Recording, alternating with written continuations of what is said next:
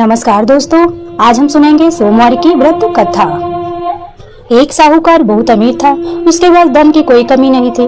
साहू के पास सभी सुख और ऐश्वर्य के साधन थे, किंतु उसको एक ही दुख था कि उसके कोई औलाद नहीं थी। दिन रात वह इसी चिंता में लगा रहता था और वह पुत्र पाने के लिए हर सोमवार को भगवान चंद्रदेव और शिव जी की पूजा किया करता था। वह व्रत रखता था। साहूकार की भोलेनाथ के प्रति ऐसी भक्ति देखकर एक बार माता पार्वती जी ने कहा, हे नाथ, ये साहूकार आपका अन्य भक्त है और सदैव ही आपका व्रत और पूजा भक्ति भाव से किया करता है। आप कृपा करके इसकी मनोकामना को पूरी कर दें। पार्वती जी के ऐसे वचन सुनकर भोलेनाथ ने मां गौरी से कहा, हे पार्वती, यह संसार एक कर्म क्षेत्र है। यहाँ जो भी जैसा कार्य करता है उसे वैसा ही फल मिलता है, अर्थात जैसा कार्य मनुष्य करता है वैसा ही उसको परिणाम भोगना पड़ता है। किंतु माता पार्वती आग्रह पूर्वक बोली, हे महादेव, यह आपका अन्योन्य भक्त है। यदि इसको कोई दुख भी है तो आपको उसे अवश्य दूर करना चाहिए। यदि आप अपने भक्तों की मनोकामनाएं पूरी नहीं करेंगे तो क्या मनुष्य आपकी भक्ति भाव से पूजा व सेवा करेंगे? पार्वती के इस आग्रह को सुनकर शिवजी ने कहा, हे शिवे, इस साहूकार के पास कोई पुत्र नहीं है। इसी कारण यह दिन रात चिंतित व दुखी रहता है। इसके भाग्य में संतान न होने पर भी मैं इसे पुत्र प्राप्ति के लिए वरदान देता हूँ, किंतु इसका पुत्र केवल 12 वर्ष तक ही जीवित रह सकता है, किंतु इसके बाद वह मर जाएगा। इससे अधिक मैं इस साहूकार के लिए कुछ नहीं कर सकता हूँ। यह सब बातें साहूकार सुन रहा था। उसे यह सारी बातें सुनकर न तो कोई खुशी हुई और न ही कोई दुख हुआ। वह पूर्वज शिव जी की पूजा व व्रत करता रहा। कुछ समय पश्चात साहूकार की पत्नी गर्भवती हो गई और 10वें महीने उसने एक सुंदर बेटे को जन्म दिया। तब साहूकार के घर में बहुत ही खुशियां मनाई गई, किंतु साहूकार ने अपने पुत्र की 12 वर्ष की उम्र जानकर कोई खुशी प्रकट नहीं की और इस संबंध में किसी को कोई भेद भी नहीं बताया। बालक धीरे धीरे बड़ा होने लगा। जब वह बालक 11 साल का हो गया तो बालक की माता ने साहूकार से उसके विवाह के लिए कहा, किंतु साहूकार ने कहा, मैं इसे काशी जी पढ़ने भेजूंगा। साहूकार ने अपने साले को बुलाकर कहा कि तुम इस बालक को काशी पढ़ाने ले जाओ और इसे विधिवत शिक्षा ग्रहण कराओ। साहूकार ने उसको बहुत सारा धन देकर कहा कि रास्ते में जहाँ कहीं भी ठहरो वहाँ यज्ञ और ब्राह्मणों को भोजन कराते जाना। इस प्रकार वह दोनों मामा भांजे रास्ते में यज्ञ करते रहे, दान देते रहे और ब्राह्मणों को भोजन कराते रहे। रास्ते में एक शहर पड़ा। उस शहर में राजा की कन्या का विवाह था। एक दिन अन्य राजा का लड़का बारात लेकर आया था, लेकिन वह एक आंख से काना था। लड़के के पिता को इस बात की चिंता थी कि कहीं वर को देखकर कन्या के माता पिता विवाह में किसी प्रकार का अड़चन न डालें। इसी कारण जब उन्होंने साहूकार के अति सुंदर बेटे को देखा तो उसके मन में विचार आया कि क्यों न इस लड़के से विवाह का कार्य पूरा कर लिया जाए।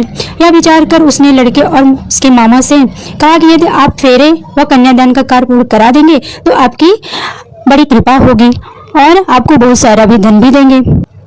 तब साहूकार के लड़के और उसके मामा ने इस बात को स्वीकार कर लिया। विवाह का काम भली प्रकार से पूरा हो गया।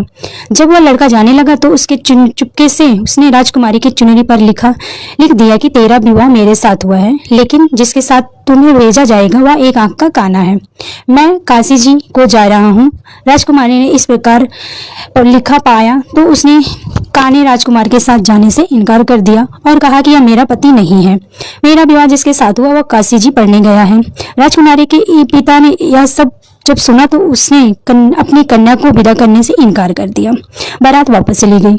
वह साहूकार का लड़का और उसका मामा काशी जी पहुंचे, जहां लड़के ने पढ़ना शुरू किया तथा अपना अतिरिक्त समय मामा भांजा यज्ञ दान आदि में व्यतीत करने लगे। इस प्रकार कई महीने बीत गए। जब लड़का 12 साल का हुआ तो उस दिन लड़के के मामा ने यज्ञ का आयोजन रखा था। अचानक ही लड़के की तबीयत खराब हो गई। लड़के के मामा ने कहा कि अंदर जाकर सो जाओ। लड़का अंदर जाकर सो गया।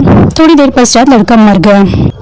जब लड़के के मामा ने देखा कि वह मर गया तो वह बहुत दुखी हुआ। उसने सोचा कि मैं पहले यज्ञ पूरा कर लूं तब कुछ सोचूंगा।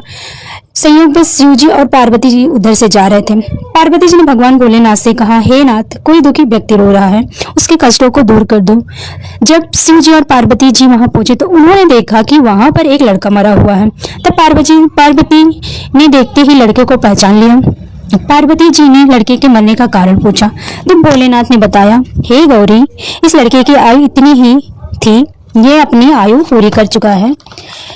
तब पार्वती जी ने विनम्रता से कहा, महाराज कृपा करके आप इस लड़के को जीवित कर दीजिए, नहीं तो इसके माता पिता इसके वियोग में तड़प तड़प कर अपनी जान दे देंगे। माता पार्वती जी की बात सुनकर शिव जी ने लड़के को पुनः जीवित कर दिया। शिव जी की कृपा से लड़का जीवित हो गया, किंतु शंकर व पार्वती जी शिवधाम चले गए। शिक्षा पूरी होने पर लड़का और मम्मा पहले की तरह यज्ञ करते ब्राह्मणों को भोजन तथा दक्षिणा देते हुए अपने घर की ओर चल दिए। रास्ते में दोनों ही उसी शहर में आए जहां पर उस लड़की के साथ उसकी शादी हुई थी।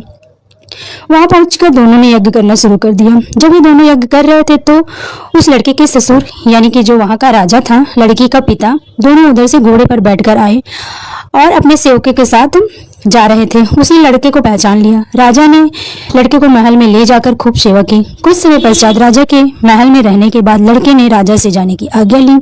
राजा ने अपनी लड़की को लड़के के साथ विदा किया और साथ में बहुत सा धन व दास दासियों को भी भेजा।